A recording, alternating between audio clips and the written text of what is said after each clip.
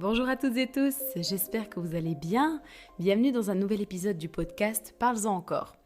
Je m'appelle Émilie, je suis éducatrice sociale et thérapeute corporelle. Pour cet épisode, je suis allée parcourir la bibliothèque de mon adolescence chez mes parents pour retrouver le Dico des filles. Si vous êtes de ma génération, peut-être que vous le connaissez déjà ou vous en avez déjà entendu parler. Il s'agit d'un livre destiné aux adolescentes se questionnant sur divers sujets en lien avec leur âge. Comme un dictionnaire, les mots sont classés par ordre alphabétique, sauf qu'à la différence de donner une signification du mot, on y trouve des conseils et des écrits censés nous instruire et nous aider. Ayant une sœur de 2 ans, ma cadette, je me suis dit que ça serait intéressant d'échanger avec elle, de connaître son avis et de savoir si, comme moi, elle a parcouru ce dico dans son adolescence. Sachant que j'ai ici l'édition de 2008, elle avait donc 10 ans quand je l'ai reçue et moi 12. Vous allez donc entendre ma sœur qui va se présenter, puis nous dire ce que représente ce livre pour elle. Alors, je m'appelle Océane, je travaille dans le social, dans un foyer de requérants d'asile. Moi, déjà, le premier souvenir, je me souvenais vraiment, c'était la couverture du livre. Ouais. Après, je me souvenais qu'il y avait des petits passages avec un titre. Et puis, à chaque fois, un titre, c'était par rapport à un sujet complètement différent. Et c'était un peu des conseils sur la vie d'une jeune fille de tous les jours. Mais toi, tu le lisais ou pas du tout ? Je le lisais, je pense que j'ai lu quelques passages, mais je pense pas que... Enfin, je me souviens pas, en tout cas, avoir lu tout ce livre. Peut-être sur certains sujets, c'était peut-être une référence, mais alors dans d'autres sujets, pas du tout. Dans mon dernier podcast qui traitait de l'amour et de la désirabilité, je vous ai expliqué que certaines fausses croyances, notamment sur les poils et le devoir de les épiler, ne viennent pas de nulle part. Et j'ai glissé que le fautif serait peut-être le dico des filles. À savoir qu'à mes 14-15 ans, ce dico était une référence, une ressource pour répondre à mes questions dont j'avais honte de parler avec mes parents, ma sœur ou mes copines. Je compte pas le nombre de fois que j'ai pu lire les passages sur la pilule, la première fois, les kilos, sortir ensemble. J'imagine que j'ai construit plusieurs fausses croyances qui ont eu ensuite des répercussions sur mon début dans la vie de jeune femme. Donc l'un des buts de ce podcast est de reparcourir les mots proposés dans le dico afin de comprendre si oui ou non, ils ont pu être à l'origine de fausses croyances. Le deuxième but est d'alerter sur certains propos tenus, car vous le verrez, les mots choisis sont forts, jugeants et même violents. Et troisième objectif, c'est de prendre du recul, relire certains passages avec des yeux d'adulte. Quels conseils, qu'est-ce que j'ajouterais et qu'est-ce que j'enlèverais pour actualiser le dico à la sauce 2024 ? Pour ceux qui m'écoutent sur YouTube, je vous mets les images du livre pour en découvrir la composition. Le livre est assez gros, finalement comme un dictionnaire. Il est très girly, on comprend directement à qui il est adressé. Dans les 79 premières pages, on y trouve des quiz, des conseils mode et beauté, des témoignages, des événements qui se sont passés en 2008, les femmes de l'année, des recommandations de lecture et un article sur le climat, qui j'avoue ne m'a pas du tout marqué et je pense que je ne m'étais pas du tout intéressée à l'époque, d'où mon étonnement à sa découverte. Je me souvenais pas qu'on en parlait déjà, ou du moins que la sensibilisation des jeunes se faisait déjà. Mais c'est très bien, c'est une bonne redécouverte. Ensuite, c'est le dico avec des mots par ordre alphabétique, et tout à la fin, on y trouve des numéros utiles, que je trouve très bien, mais qui auraient mérité d'être adaptés au pays dont le livre est paru, parce qu'avouons-le, les numéros français, ce ne m'est pas très utile. Je vais vous lire l'introduction, car elle mérite qu'on s'y arrête. Être une fille en 2008 en France, quelle chance! Le monde est à vous.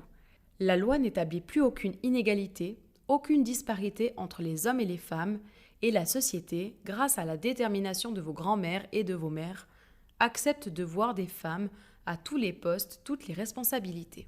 Ce passage, il n'est pas très compréhensif, en tout cas. Même moi, maintenant, je me dis, oulala, ça part dans tous les sens. Et puis en parlant d'inégalité, je trouve que même à cette période-là, on sait très bien que c'était pas forcément... Ouais, c'est un peu illusoire. Voilà, exactement. En Suisse, l'égalité des sexes est inscrite dans la Constitution depuis 1981. L'article sur l'égalité confère au législateur le devoir de veiller à l'égalité de droits et de faits et contient un droit individuel directement applicable à l'égalité salariale pour un travail égal ou comparable. Voilà ce que nous dit la Confédération suisse. Pour ma part, il me semble incorrect d'affirmer en introduction de ce dico des filles qu'il n'existe plus aucune inégalité, plus aucune disparité entre les hommes et les femmes en 2008. Sachant qu'aujourd'hui, en 2024, il existe encore des inégalités salariales, pour ne citer qu'elles, le discours se veut rassurant, idéal pour les adolescentes. J'imagine que commencer ton bouquin par « Accrochez-vous les filles, le travail pour l'égalité des genres est loin d'être fini », ce n'est pas très vendeur.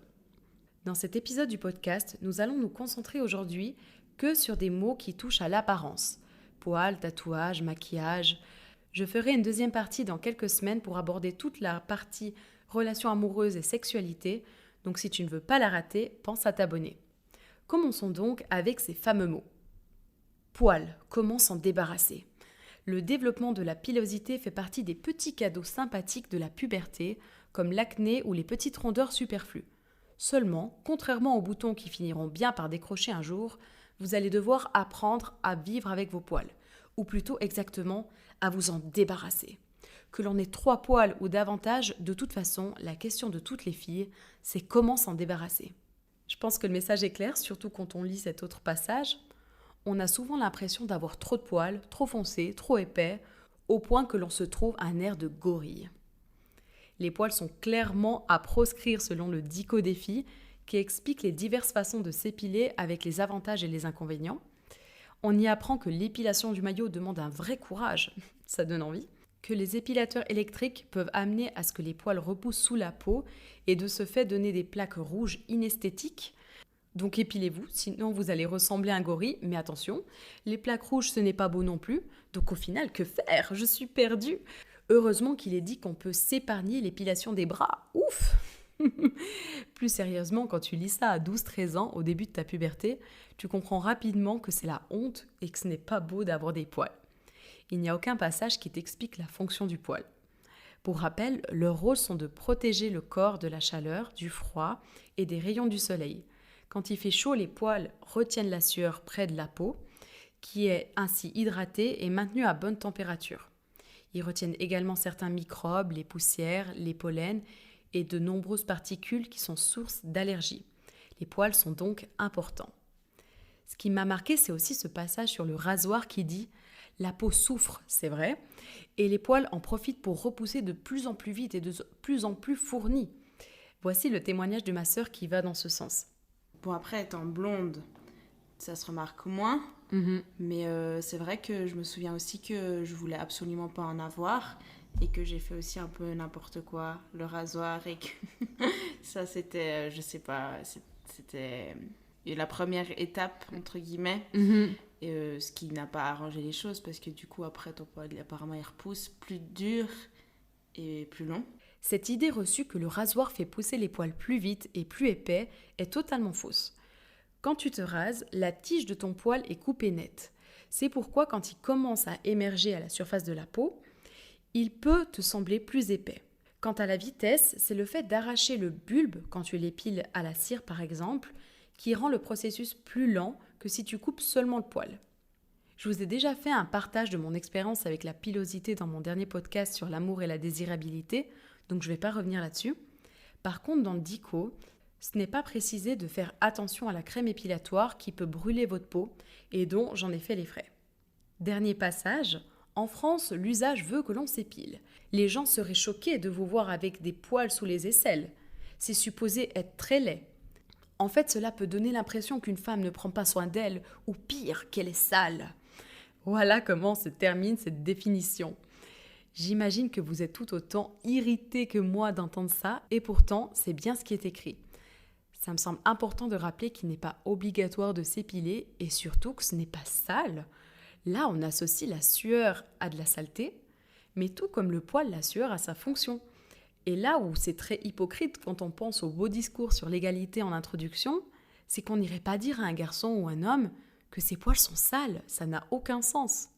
J'ajouterai également un petit passage sur les maladies liées directement ou indirectement aux poils, qui touchent en particulier les femmes comme l'hirsutisme.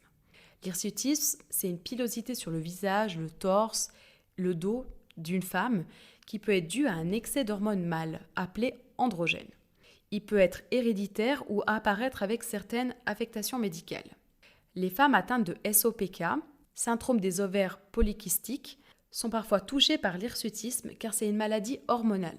Et j'imagine que c'est bien plus intéressant d'apprendre et de sensibiliser sur ce sujet plutôt que de juger les femmes sur le comment elles gèrent leurs poils. Est-ce pour vous faire remarquer ou vous affirmer par le caractère provocateur du tatouage, pour crâner en montrant que vous avez du courage face à la douleur? Est-ce simplement pour vous faire belle de manière originale? Vous l'aurez compris, on parle tatouage pour ce prochain mot. Bon, déjà, on nous pousse à réfléchir au pourquoi avoir envie d'un tatouage, ce qui est plutôt bien. Mais qu'est-ce que c'est mal amené? On parle à des ados qui pensent que tout ce que leur disent leurs parents est nul, et là on dirait qu'ils reçoivent la morale de leur part. Réfléchir avant, bien sûr, mais il y a des façons de le dire. En plus de ça, on diabolise le tatouage. Il y a en intro un début d'explication de l'origine du tatouage qui commence par les Polynésiens égyptiens et qui bascule rapidement vers les loubards. N'est-ce pas une manière de traiter votre corps comme un simple objet au service de vos caprices, au risque d'inciter les autres à le considérer de la même façon? Bon, ce passage et celui qui va suivre m'ont vraiment choqué. Quand on parle du corps-objet, c'est une façon de dire objet sexuel, donc un corps qui serait un objet sexuel et que l'on pourrait violenter, s'amuser puis le jeter comme un objet. L'auteur amène à penser que choisir de se faire tatouer serait une manière de ne pas respecter son corps, de le traiter comme un objet, et t'étonne pas si les autres en font autant.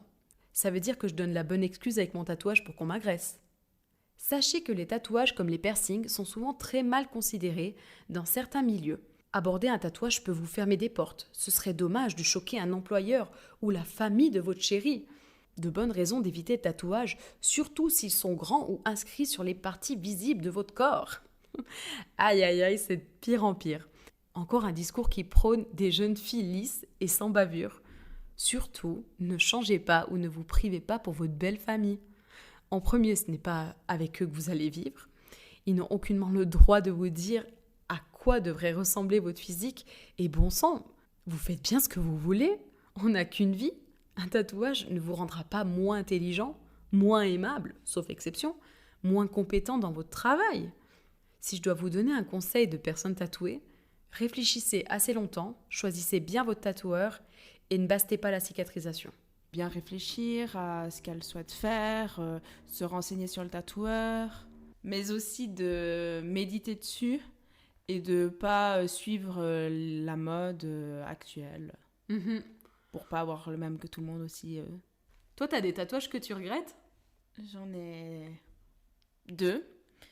C'est sur le même bras en plus. Un que j'ai fait en fin de soirée, en vacances, et puis l'autre, il m'a fait une belle faute d'orthographe que j'ai pu rattraper, mais que j'aurais peut-être pu réfléchir à 2 fois avant de le faire. Mais c'était la période où tu commences un tatouage. Enfin, j'ai plusieurs tatouages, et puis j'avais envie d'en faire plein, et du coup, j'ai fait un peu tout au même moment, et t'as enchaîné. Et j'ai pas trop réfléchi au-delà, ouais. Je pense. Les autres, je suis satisfaite. Passons au mot kilo.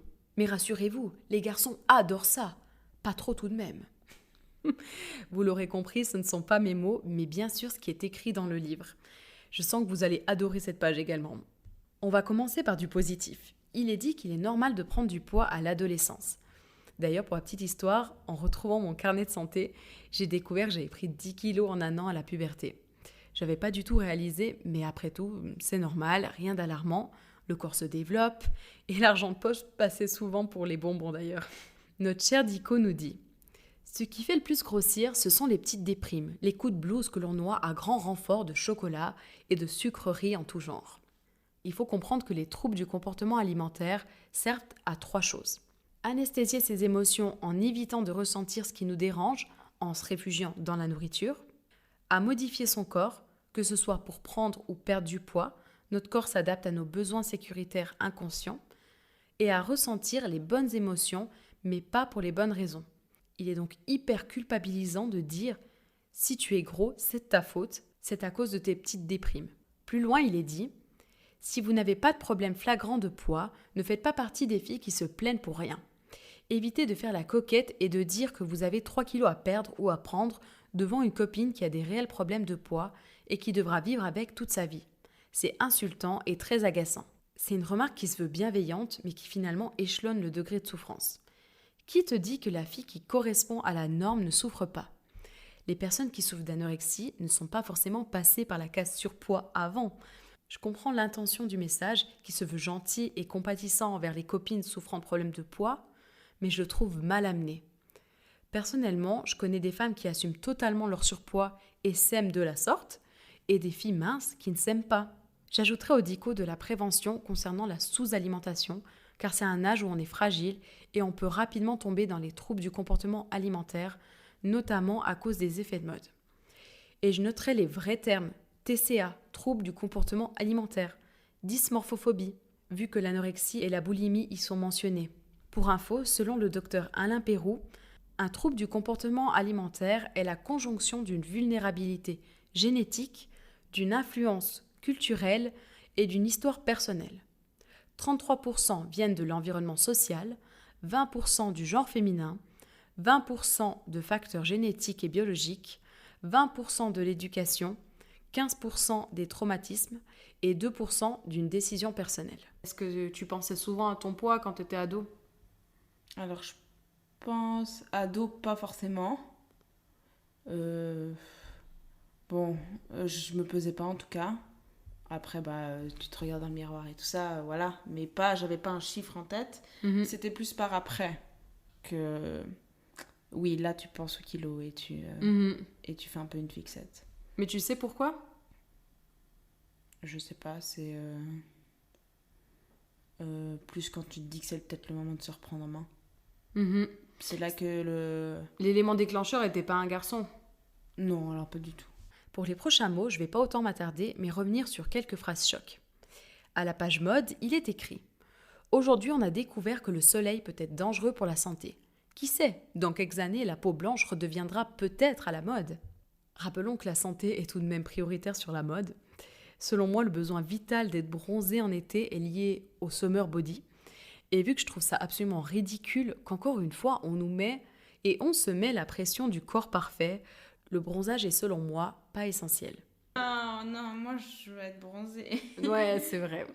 Ouais, mais blanc, c'est pas... Mais pourquoi ?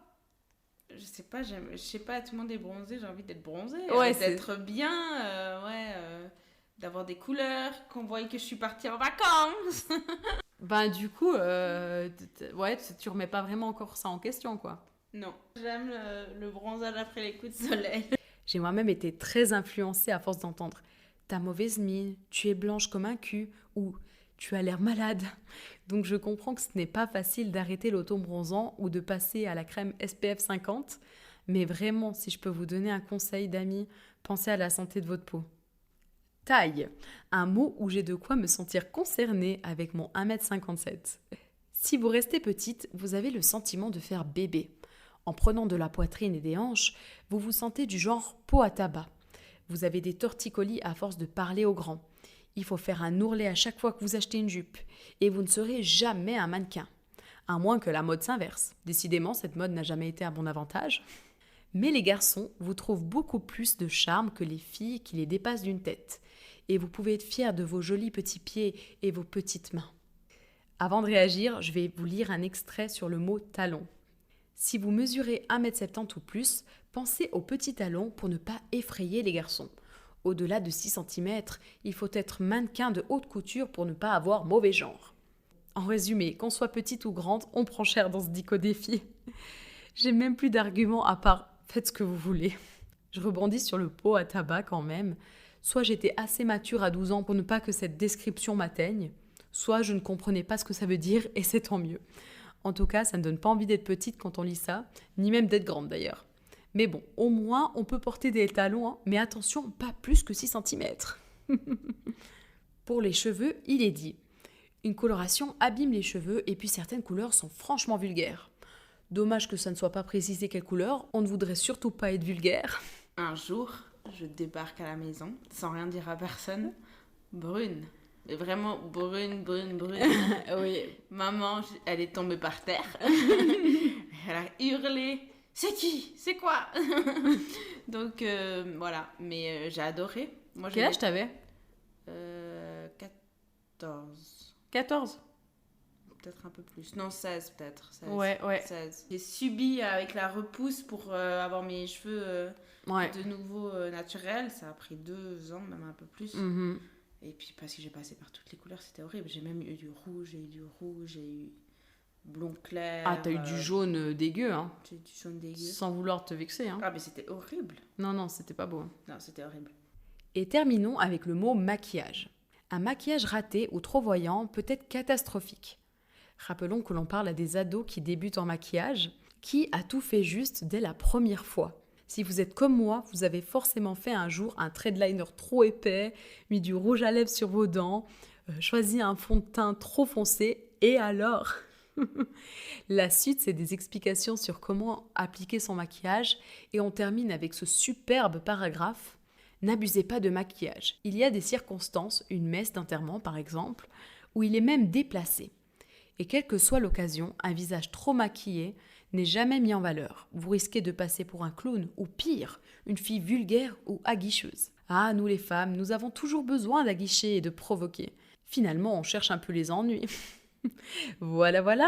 Là où ça aurait pu être bien, c'est de dire aux filles « N'employez pas le maquillage pour vous cacher, vous êtes tout aussi jolie sans ». C'est un discours qui encourage l'estime de soi et qui me semble qu'on ait plus besoin d'entendre à 14 ans plutôt que tu risques de ressembler à un clown. Rappelons également que le maquillage c'est aussi de l'art et qu'un visage trop maquillé comme il est dit, c'est beau, c'est artistique, c'est un moyen de s'exprimer, de s'affirmer et c'est totalement personnel. Promouvons plutôt l'amour et la tolérance, on en a bien besoin. Bon, vous l'aurez compris, ce dico des filles tient des propos problématiques, plus du tout actuels, bien que je doute que ça a été actuel même en 2008. Je me suis questionnée sur le pourquoi est-il seulement destiné aux filles, comme le précise la couverture « No Boys ».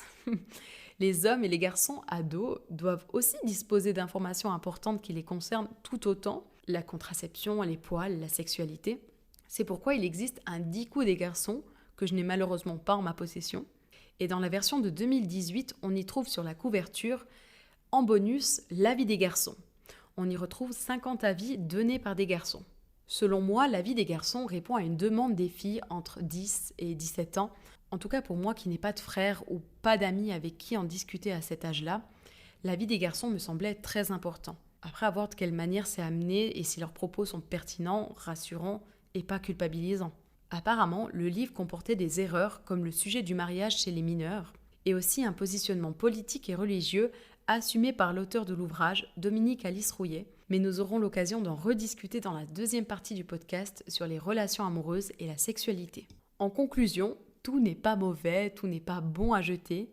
Je vous ai lu les pires passages, mais il y en a d'autres très bien et qui m'ont sûrement beaucoup aidé à l'époque. Je réalise qu'avant d'acheter un livre pour ados, il vaut mieux le feuilleter un peu avant pour être sûr que le discours tenu correspond à nos valeurs. Je ne me souviens pas du tout qui me l'a offert, mais l'intention était très bonne et j'étais très contente de ce cadeau. Ça me dérangerait pas de reparcourir ce livre parce qu'il y a 2-3 points qui m'ont semblé assez surprenants. J'aimerais bien un peu voir ce qu'ils disent d'autres sujets. Bon, bien évidemment, je trouve qu'il y a pas mal de choses qui sont pas d'actualité.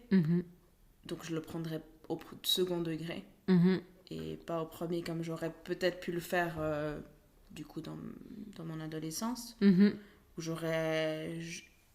j'ai pas ce souvenir d'avoir pris vraiment en considération tout ce qui est écrit, mais j'imagine que j'ai dû le parcourir et puis j'ai dû aussi changer des choses parce que j'ai lu ce qui était marqué dedans. Si je dois vous conseiller un livre dans ce style mais plus tolérant et éducatif, c'est celui de Charline Vermont. Peut-être vous la connaissez sur Instagram, elle a la page Orgasme et moi.